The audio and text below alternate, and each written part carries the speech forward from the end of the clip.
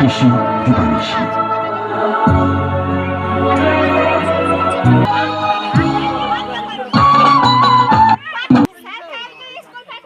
আর খুললে না দুধ লাগবে, দুধ আছে কি? বিক্রি হবে দুধ।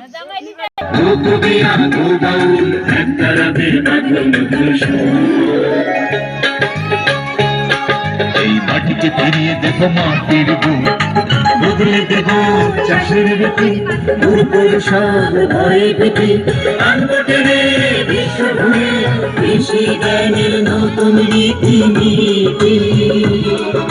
স্মরণ সপনে ভাবনায় চিন্তায় হৃদয় জুড়ে কৃষি দিবানিশি, কৃষি দিবানিশি।